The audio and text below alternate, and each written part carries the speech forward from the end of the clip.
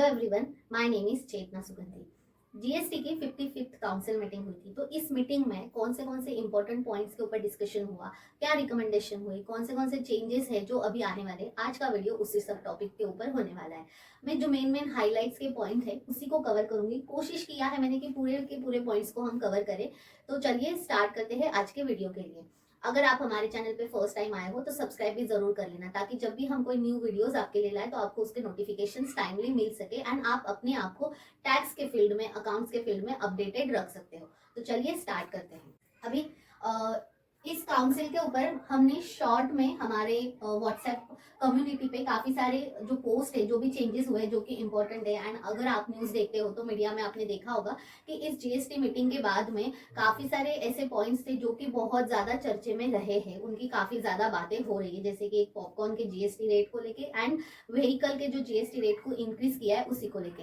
तो आज हम वो सारे पॉइंट्स को भी डिस्कस करने वाले हैं। लेकिन अगर आपको शॉर्ट में रीड करना है या आपको पोस्ट के थ्रू चाहिए तो आप हमारे व्हाट्सएप कम्युनिटी को ज्वाइन कर सकते हो, या फिर हमारी वेबसाइट www.taxgyani.com के ब्लॉग सेक्शन में भी आप इस आर्टिकल को डिटेल में सिंपल लैंग्वेज में रीड कर सकते हो। ठीक है, तो आज हमारा जो डिस्कशन है 55 मीटिंग जीएसटी की, जो कि हुई थी 21 दिसंबर 24 को। ठीक है, ओके।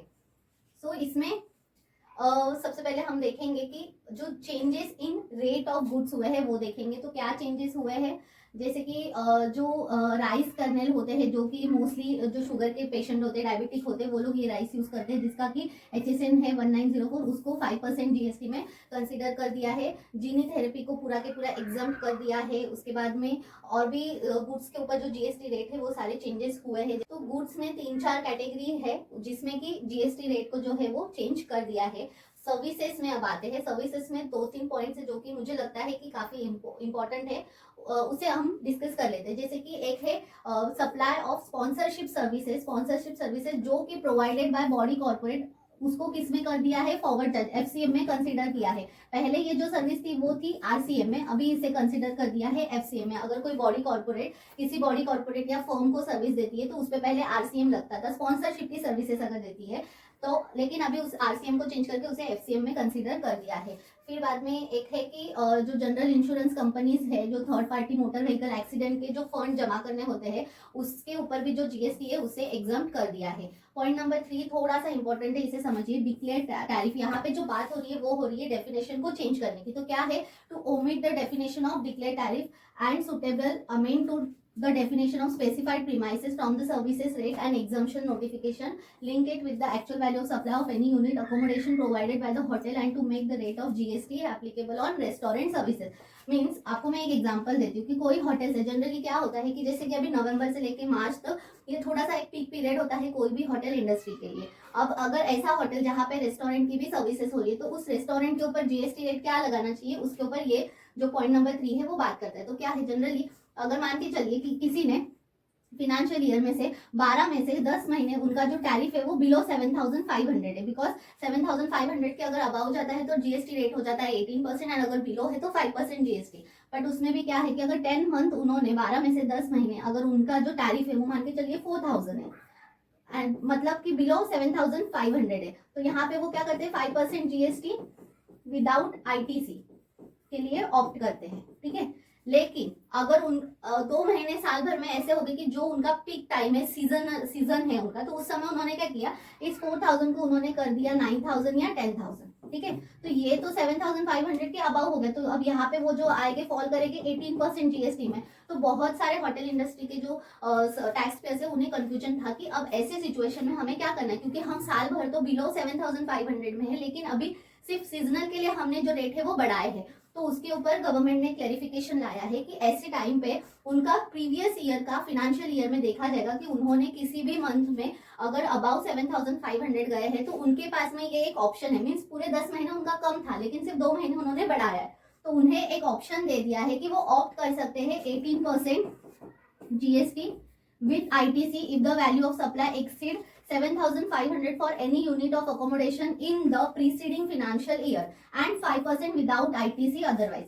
तो उनको एक ये ऑप्शन दिया है, further to give an option to pay tax on restaurant service in the hotel at the rate of 18% with ITC if the hotel so choose. Means वो ऑप्ट कर सकते हैं 18% विद आईटीसी और 5% विदाउट आईटीसी। ये उनके ऊपर उन्होंने पूरा के पूरा ऑप्शन डाला है। और ये कब उन्हें करना होगा? This about changes made effective from 1 April 25 to avoid any transition difficulties. Means उन्हें साल फिनेंशियल ईयर के बिगिनिंग में ही ये डिक्लेरेशन जो है वो करना होगा। अब इसके लिए जो है वो पोर्टल में चेंजेस हो जाएंगे, उसके लिए पोर्टल तैयार होगा, उसी के बाद में ये सारे जो चेंजेस है वो आप ऑप्ट कर सकते हो एंड ये होगा नेक्स्ट ईयर फिनेंशियल ईयर से। ठीक है, अब नेक्स्ट पॉइंट है पॉइंट नंबर 4। ये भी अगेन एक बहुत ही इंपॉर्टेंट है। Exclude tax payers registered under composition levy scheme from the entry of serial number 5AB। आपको याद होगा हमने एक वीडियो बनाया था कि जिसमें कि आरसीएम को एप्लीकेबल कर दिया था अगर कोई रजिस्टर्ड पर्सन किसी अनरजिस्टर्ड पर्सन से अगर कमर्शियल प्रॉपर्टी को रेंट पे लेते हैं तो। बट उसमें काफी सारे जनों के ये डाउट्स थे कि अगर रेगुलर टैक्स पेयर अगर किसी अनरजिस्टर्ड से रेंट पे ले रहा है तो वो उसका आईटीसी तो क्लेम कर सकते हैं, लेकिन आरसीएम में पे करके उसका आईटीसी क्लेम हो रहा था, लेकिन कंपोजिट जो डीलर होते हैं वो आईटीसी क्लेम नहीं कर सकते। तो इनके लिए क्या है, तो उसका क्लेरिफिकेशन दिया है कि अगर जो भी कंपोजिशन डीलर हो गए उन्हें अगर किसी वो अनरजिस्टर्ड पर्सन से अगर प्रॉपर्टी को रेंट पे ले रहे हैं तो उनके लिए उसे उस आरसीएम को एग्जम्प्ट कर दिया है, उन्हें आरसीएम के अंडर जीएसटी पे करने की जरूरत नहीं है। बट इसमें और एक पॉइंट आता है कि मान के चलिए जैसे हमने ऊपर देखा होटल्स, तो काफी सारे ऐसे होटल्स होते हैं, रेस्टोरेंट होते हैं कि जो कि रेंट पे प्रीमाइसेस लेते हैं, तो उनके लिए ये एग्जम्पशन अभी नहीं है, ये सिर्फ कंपोजिट डीलर के लिए ही है।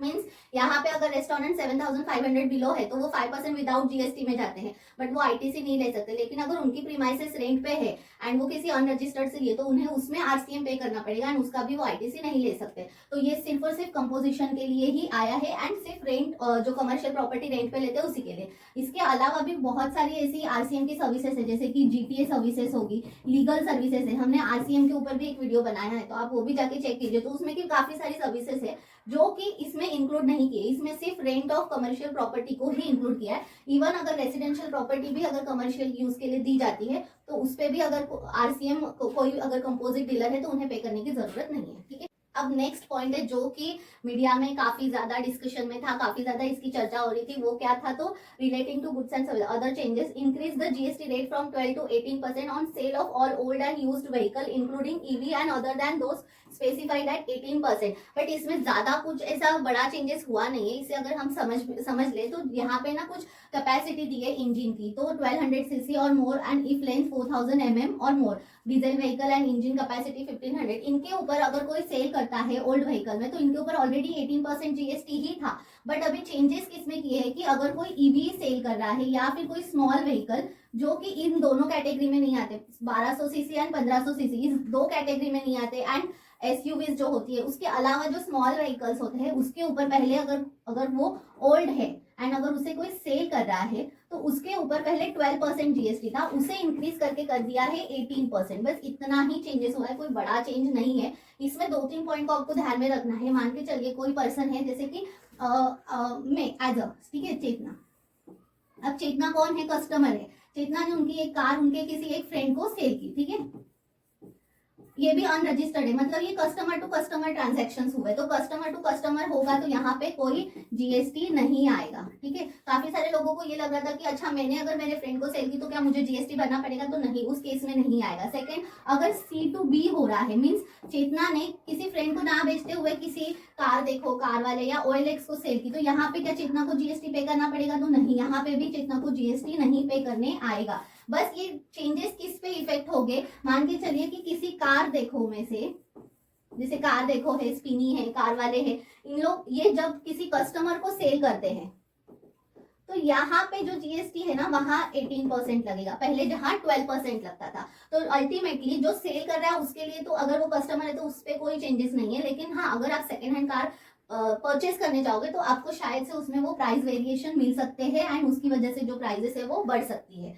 तो ये एक चेंज इसमें आया है। देन नेक्स्ट पॉइंट है जैसे कि जो अपने मनुके होते हैं, अगर हम डायरेक्टली एग्रीकल्चरिस्ट से लेते हैं तो उससे भी क्या कर दिया है, जीएसटी में से एक्सक्लूड कर दिया है। देन है pre packed and labelled cover all commodities that are intended for retail sale and containing not more than 25 kg और 25 litre which are pre packed as defined under legal metrology act. Means अभी जो भी product है, जो भी manufacturer है, उन्हें specify करना होगा उनके पैकेजिंग के ऊपर कि ये रिटेल सेल के लिए है, तो उसके ऊपर भी जो डेफिनेशन है, यहाँ भी जो डेफिनेशन है उसे चेंज कर दिया है प्री पैक एंड लेबल के ऊपर। नेक्स्ट जो है वो बहुत ज्यादा हाईलाइट में था मीडिया में, पॉपकॉर्न की। पॉपकॉर्न के ऊपर जो जीएसटी रेट है उसे कैटेगराइज कर दिया है बेस्ड ऑन टेस्ट। तो वो क्या किया है कि अगर आप लूज पॉपकॉर्न खाते हो तो उस पर जो है वो 5% है। अगर आप कोई पैक्ड प्रोडक्ट, जैसे कि पैक्ड पे तो पहले भी था, पैक या सॉल्टेड जो भी बोलो, उस पर 12%। बट अगर आप कैरेमलाइज लेते हो जो कि स्वीट होते हैं, शुगर है, तो उस पर 18% कर दिया है। मीन्स ठीक है, ओके ओके है, कुछ इसमें इतना ज्यादा टाइम डालने की एंड ये जरूरत नहीं थी। आई फील कि इसके अलावा भी काफी सारे पॉइंट है जो कि इंपॉर्टेंट है, बट इस पे भी गवर्नमेंट ने कैटेगराइज कर दिया है कि लूज लोगे तो 5% पैक होगा तो 12 एंड कैरेमलाइज होगा तो 18। तो इस हिसाब से जो पॉपकॉर्न है उसके ऊपर भी जो चेंजेस है वो कर दिए हैं। मतलब इतना इंपॉर्टेंट पॉइंट नहीं है, दैट मीन्स कि पॉपकॉर्न ये इतना इंपॉर्टेंट ऐसा गुड्स नहीं था कि जिसके ऊपर जो चेंजेस है जीएसटी में करना जरूरी था। हाँ, माना कि जो पॉपकॉर्न की जो बिजनेस है इंडिया में लगभग 1200 करोड़ का पूरे साल भर का जो बिजनेस है वो पॉपकॉर्न के थ्रू होता है। बिकॉज अगर आप पीवीआर, आइनॉक्स मूवीज देखने जाते हो तो मूवीज के टिकट से ज्यादा महंगे कई बार देखा होगा आपने कि पॉपकॉर्न होते हैं। तो शायद ये एक रीजन हो सकता है रेवेन्यू के पीछे कि हाँ हम 18% कैरेमलाइज को कर सकते हैं, ये हो सकता है। बाकी इसके अलावा भी काफी इंपॉर्टेंट पॉइंट्स है, जैसे कि हेल्थ इंश्योरेंस है, इसके प्रीमियम्स होते हैं, एलआईसी है, तो उस पर जो जीएसटी है उसे एग्जाम करने की जरूरत है, जो कि अभी तक गवर्नमेंट ने नहीं किया है। जो आरबीआई रेगुलेटेड पेमेंट एग्रीगेटर है are eligible for the exemption under entry. Means मैं एक एग्जांपल देती हूँ, मान के चलिए जैसे कि टैक्स देने के कोर्सेज है, तो किसी क्लाइंट ने या सर्विसेज, किसी क्लाइंट ने, एक क्लाइंट है मिस्टर राम, ठीक है, वो क्या करते हैं, टैक्स देने की कोई सर्विस ली, कितने की ली, 10,000, ठीक है। अब टैक्स देने को वो डायरेक्ट पे नहीं कर रहे, टैक्स देने के वेबसाइट के थ्रू वो परचेस करे, तो इन दोनों के बीच में ना एक पेमेंट गेटवे होता है।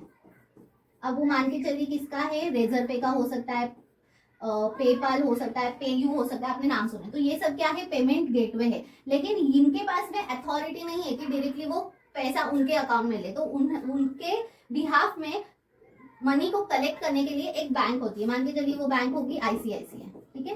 तो ये जो आईसीआईसीआई है ना, ये पेमेंट एग्रीगेटर है। तो ये जो पॉइंट है वो हमें यही बताता है। अब ये 10,000 आए रेजर पे के थ्रू आईसीआईसीआई में, अब वो रेजर पे क्या करेगा, आईसीआईसीआई में कलेक्ट करेगा एंड देन फिर आईसीआईसीआई रेजर पे के थ्रू टीजी के बैंक अकाउंट में आएगा, ठीक है, वो डायरेक्टली नहीं आता है। अब इन्होंने 10,000 पे किए यहाँ पे, अब इन्होंने क्या किया, रेजर पे ने उसका XYZ जो भी आपका परसेंटेज होगा, मान के चलिए 2% है, तो वो 2% डिडक्ट करेगी, मीन्स 200 रुपया डिडक्ट करेगी, तो वो 200 रुपया किसका इनकम हुआ, रेजर पे का, ओके। एंड फिर 9,800 टीजी के बैंक में आएंगे। तो जो ये 200 रुपया है ना, इस पे जीएसटी लगता है, लेकिन यहाँ पे जो payment aggregator and payment gateway के बीच में जो ट्रांजैक्शंस होते हैं, जो कमीशन होता है, उनका जो भी अंडरस्टैंडिंग होगा, उसके ऊपर जो जीएसटी है उसे एक्सक्लूड कर दिया, उसे एग्जाम्पशन में लेके आ गए हैं। तो ये पॉइंट बताता है।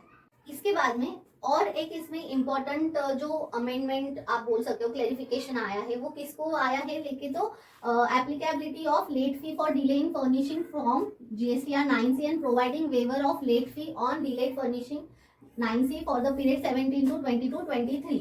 मीन्स गवर्नमेंट क्या बोल रही है कि अगर आपने आपका 9C फाइल नहीं किया है फॉर द पीरियड 17-18 से लेके 22-23 तक, देन उसके ऊपर जो लेट फी है उसका हम क्या कर रहे हैं, वेवर कर रहे हैं। लेकिन इसका आप पूरी तरह से समझिए, ये वेवर आपको कब मिलेगा, मान के चलिए कि आपने 17-18, 18-19, 19-20, यहाँ आपने आपको 9 एंड 9C दोनों मैंडेटरी था, लेकिन आपने क्या किया, सिर्फ 9 को फाइल किया, 9C आपका फाइलिंग नहीं हुआ है। तो गवर्नमेंट क्या बोलती है, अगर आपने 9 को फाइल कर रखा है, वो ऑन टाइम हो या लेट हो, एंड 9 फाइल करते समय आपने जो भी आपकी लेट फीस थी उसको पे कर दिया है, तो अब हम जब आप 9C फाइल करोगे, अब देखिए 17-18 और अभी चल रहा है हमारा ऑलमोस्ट दिसंबर 24 में 4-5 साल का डिफरेंसेस है, मीन्स इतना ज्यादा डिले हो गया, तो लेट फीस जो है वो काफी आएगी। लेकिन गवर्नमेंट क्या बोल रही है, अगर आपने जीएसटीआर 9 को फाइल कर दिया है, तो अगर आप अभी 9C फाइल करोगे तो जो भी इसमें का डिफरेंस का जो भी पीरियड है, टाइम है, उसकी जो लेट फी आएगी ना, वो हम क्या करेंगे, वेवर कर देंगे।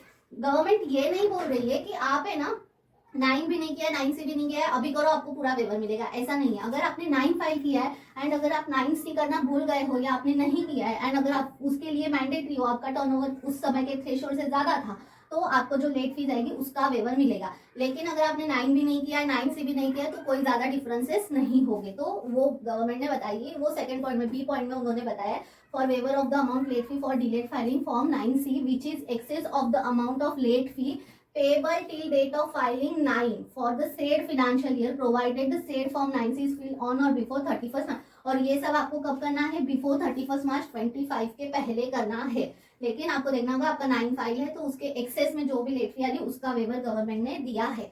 इसके बाद में और एक पॉइंट है जो कि बहुत ज्यादा डिस्कशन में रहा है, वो है insertion of new provision for track and trace mechanism. Means government अभी इतना ज्यादा वर्क कर रही है इसके ऊपर कि वो चाहती है कि हर एक गुड्स को हम पूरा स्टार्टिंग से लेके कस्टमर तक पहुंचने तक उसका जो साइकिल होता है उसे पूरा हम ट्रैक करें। उसके लिए वो बहुत सारे चेंजेस लेके आने वाली है, जैसे कि उन्होंने बताया है enabling provision in CGST Act through section 148A so as empower the government to enforce the track and trace mechanism for specified evasion prone commodities। काफी सारे ऐसे कमोडिटी है, हमने भी देखा है कि जिसके ऊपर है ना जो जीएसटी होता है उसको जो टैक्स पेयर्स है वो पे नहीं करते, उसे एक्सक्लूड करते हैं। तो उसको ट्रैक करने के लिए गवर्नमेंट ये एक इनिशिएटिव स्टार्ट करी। उसमें क्या करने वाली है, system shall be based on unique identification marking which shall be affix on the said goods और the package thereof. Means जो मैन्युफैक्चरर है ये उनकी तरफ से ये चेंजेस है करवाएंगे। This will be provide legal framework for developing such system and will help in implementation of mechanism for tracing specified commodities throughout the supply chain। मान के चलिए कोई एक मैन्युफैक्चरर है, मैन्युफैक्चरर से वो जाएगा किसी वेयर हाउस में, फिर किसी डिस्ट्रीब्यूटर के पास, देन कस्टमर। तो ये जो चेन होती है ना, ये फाइनल कस्टमर, ठीक है। तो वो प्रोडक्ट के पैकेजिंग के ऊपर एक यूनिक आइडेंटिफिकेशन मार्किंग होगा, यूआईएम होगा, एंड उसके थ्रू उसे पूरा के पूरा जो गवर्नमेंट है उसे ट्रेस करेगी कि कस्टमर तक पहुंचने तक उसके कितने सप्लाई चेन थे एंड उस हर एक सप्लाई चेन में जीएसटी पेड हुआ है कि नहीं हुआ है। तो इतना ज्यादा अभी गवर्नमेंट जो है इस पे काम कर रही है, काम काफी बढ़ने वाला है। एक इंटरेस्टिंग पॉइंट है ये, इसमें जब पोर्टल इसके लिए रेडी हो जाएगा तब हमें एग्जैक्टली पता चलेगा एंड उस समय हम उस पर जरूर डिटेल में एक वीडियो बनाएंगे।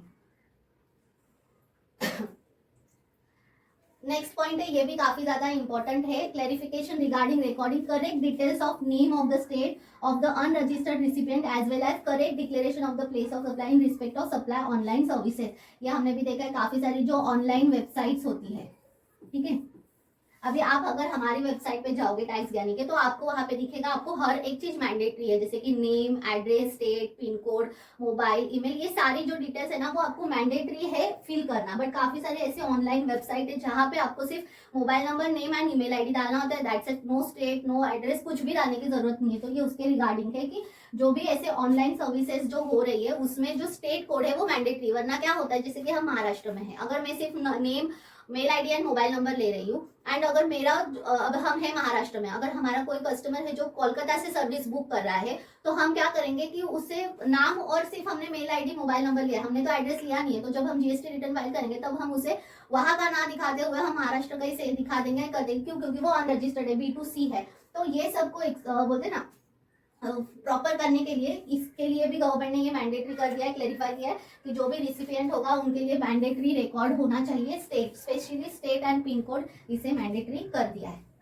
नेक्स्ट है amendment in section 17(5)(d) of CGST act. इसमें जो गवर्नमेंट ने चेंज किया, क्या किया है चेंज, देखिए बहुत ही एक इंटरेस्टिंग है। Provision of section 17(5)(d) CGST with the intent to said section, council has recommended amending section 5(d) CGST replace the phrase plant or machinery with plant and machinery retrospectively। कब से किया है? 1 जुलाई 2017 से, जब से जीएसटी लॉन्च हुआ है तब से। अब ये क्या है, अगर आपने हमारा वीडियो देखा होगा सफारी रिट्रीट्स प्राइवेट लिमिटेड का, अगर आप हमारा वो वाला वीडियो देखोगे तो आपको पूरा वो केस समझ में आएगा कि आईटीसी क्लेम करने के लिए जो सफारी रिट्रीट्स है उन्होंने बोला था कि हम जो ये बिल्डिंग कंस्ट्रक्ट कर रहे हैं इसे हम commercial renting, commercial commercial purpose के लिए यूज करने वाले हैं, हम इसे जो टाइटल है वो हम ट्रांसफर नहीं करेंगे, हम सिर्फ रेंट पे लेंगे। तो इसीलिए हाई कोर्ट में, सुप्रीम कोर्ट ने बोला था कि ऐसे केस में अगर आप रेंट पे दे रहे हो एंड कमर्शियल प्रॉपर्टी को बिल्ड कर रहे हो तो ऐसे केस में उस बिल्डिंग को हम बिल्डिंग ना मानते हुए प्लांट मानेंगे। तो गवर्नमेंट ने उसी को ध्यान में रखते हुए जो फ्रेज है प्लांट और मशीनरी उसको चेंज कर दिया है प्लांट एंड मशीनरी से। एंड वो कब से उन्होंने कर दिया है 1 जुलाई 2017 से। तो उस एक केस की वजह से ये जो है ये पूरा के पूरा चेंज हो गया एंड उसको अमेंड भी कर दिया है। नेक्स्ट है कि सेक्शन 107 एंड 112 में अगर कोई पेमेंट ऑफ अगर कोई अपील फाइल कर रहा है तो उसमें ऐसा था कि अगर कोई टैक्स की डिमांड है तो 25% पहले उन्हें प्री डिपॉजिट करना होता था, लेकिन गवर्नमेंट ने अभी क्या कर दिया है कि उसे 10% कर दिया। लेकिन इसी के साथ में अगर वो टैक्स की कोई डिमांड नहीं है लेकिन अगर पेनल्टी की कोई डिमांड है, डिमांड ऑफ पेनल्टी है, तो उस केस में भी जो गवर्नमेंट बोल रही है कि आपको 10% जो है वो प्री डिपॉजिट करना पड़ेगा, इसे भी अमेंड कर दिया है। इसके अलावा ये जो चेंजेस है ये इतने ज्यादा मुझे नहीं लगता इंपॉर्टेंट है, इस पे जब भी फाइनल सर्कुलर या नोटिफिकेशन आएगा तब हम जरूर उस पर वीडियो बनाएंगे। तो लास्ट एक पॉइंट है जो कि है amendment in CGST act in respect functionality of IMS को लेकर उन्होंने एक बहुत बड़ा चेंज किया है। वो क्या किया है कि गवर्नमेंट क्या बोल रही है कि अभी जैसे कि amend section 38 and rule 60 of CGST rule provide legal framework in respect of generation of form 2B means इसका जो भी IMS डैशबोर्ड को जो गवर्नमेंट ने अभी पोर्टल पे इनेबल कर दिया लेकिन उसका कुछ लीगल बैकअप नहीं था, लॉ में ऐसा कुछ नहीं था, तो गवर्नमेंट ने उसके लिए सेक्शन 38 को जो है वो अमेंड कर दिया। सेकंड पॉइंट है कि specifically provide for requirement of reversal of input tax as it attributable to a credit note by recipient to enable reduction of output tax liability of supplier. इस point को ध्यान से समझिए। जैसे कि अभी तक क्या हो रहा था कि मान के चलिए कि टैक्स ज्ञानी ने किसी एक अपने क्लाइंट को ABC को सेल की, ठीक है, कितने की 1 लाख की। ABC ने बाद में बोला कि अरे नहीं मुझे ये 2 सर्विस नहीं चाहिए, मुझे एक ही सर्विस चाहिए, तो उससे प्राइस जो है वो कम हो गई, अब हो गई वो 50,000, ठीक है। अब PG क्या बोलेंगे, ठीक है मैंने पहले सेल R1 में कितने की दिखाई 1 लाख की, अब ABC बोले कि नहीं मुझे एक ही सर्विस चाहिए, तो हमें उसको रिवर्स करना है। तो टैक्स ज्ञानी क्या करेंगे 50,000 की जो है वो क्रेडिट नोट डालेंगे। अब तक क्या हो रहा था कि टैक्स ज्ञानी ने क्रेडिट नोट डाली, दैट मीन्स टैक्स ज्ञानी की जो आउटपुट लायबिलिटी थी वो ऑटोमेटिक कम हो जाएगी, क्यों, क्योंकि उन्होंने क्रेडिट नोट को डाल दिया। लेकिन अब गवर्नमेंट क्या बोलती है कि क्योंकि 2B के बेस पे ही हमारा 3B फाइल होने वाला है एंड 2B के जनरेशन के बाद ही हम 3B करेंगे, तो इसीलिए गवर्नमेंट क्या बोल रही है कि टैक्स ज्ञानी ने R1 किया, R1 में उन्होंने क्रेडिट नोट को भी रेज कर दिया। अब जब तक ABC इस क्रेडिट नोट को एक्सेप्ट नहीं करेगी तब तक टैक्स ज्ञानी की जो लायबिलिटी है वो कम नहीं होगी। मीन्स हमने क्रेडिट नोट डाला लेकिन सामने वाला पर्सन अगर उसे एक्सेप्ट नहीं करता है तो हमारी जो आउटपुट लायबिलिटी होगी वो कम नहीं होगी। वो कब कम होगी, जब रिसिपिएंट उस क्रेडिट नोट को एक्सेप्ट करेंगे। तो ये एक बहुत इंपॉर्टेंट जो है वो चेंज है। पोर्टल अभी तैयार नहीं है लेकिन पोर्टल जल्दी ही इसके लिए भी तैयार हो जाएगा। बाद में ये अदर मेजर्स है जिसे कि आप खुद भी रीड करके समझ सकते हो। आई होप आपको ये जो काउंसिल में जो इंपॉर्टेंट पॉइंट्स थे जो हमने अभी डिस्कस किए वो समझ में आए होंगे। फिर भी अगर आपको कुछ क्वेरी है देन डू कमेंट्स, हम डेफिनेटली उसका रिप्लाई करने की कोशिश करेंगे। वीडियो अच्छी लगे तो शेयर करें, कमेंट करें, लाइक करें एंड चैनल को सब्सक्राइब भी जरूर करें। टिल देन खुश रहिए, हंसते रहिए। नमस्ते।